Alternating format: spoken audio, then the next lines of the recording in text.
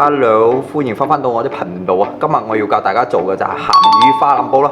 鹹魚花腩煲呢一道菜，我係響16、17歲已經係識做嘅。之前識到一個開中餐廳嘅朋友啦，咁樣佢教過我做呢一道菜。從呢一道菜開始，我慢慢中意煮中餐啦，煮出嚟呢道菜同酒樓嘅味道幾乎係一樣。我心諗，為乜事響屋企都可以煮到酒樓呢個味道啦？嗰時我好好奇，自懵就開始產生對中餐嘅興趣啦。到目前為止，我都好記得呢一道菜佢入邊用嘅用料，跟住點樣去煮啦。今日我就以一個比較簡單嘅方式去呈現俾大家，教大家如何去製作一道比較美味嘅鹹魚花腩煲啦。咁樣我哋而家都唔嚟多講 ，Let's go！OK， 咁樣我哋先嚟介紹下食材先啦。有嘅係洋葱啦、薑啦、馬膠、鹹魚啦、乾辣椒啦，跟住仲有一條辣椒仔啦，仲有葱啦。咁樣有預先切好咗嘅花腩豬肉啦，係咁簡單。咁樣我都唔嚟多講 ，Let's go！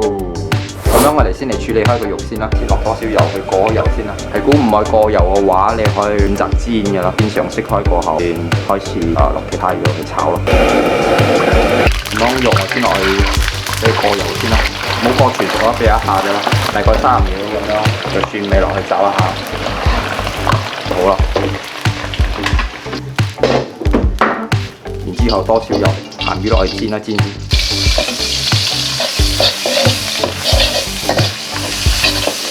一撳佢啦，到時去香多啲。然之後轉埋啲料啦，葱段嘅話落葱白嗰度，因為比較硬，比較襟炒，比較冇咁襟炒，一陣間轉落去。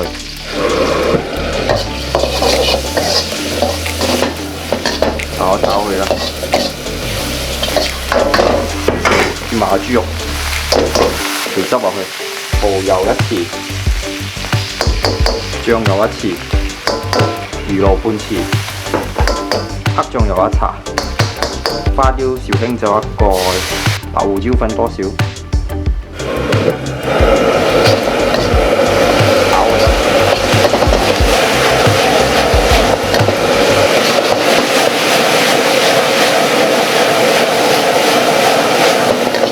之後可以落多少高湯水，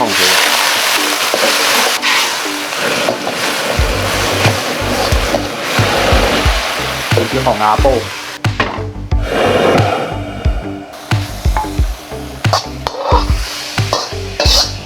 然之後燒滾佢啦。臨尾要上嗰時就放椒麻嘅葱段上去，俾個味道出嚟。咁乾。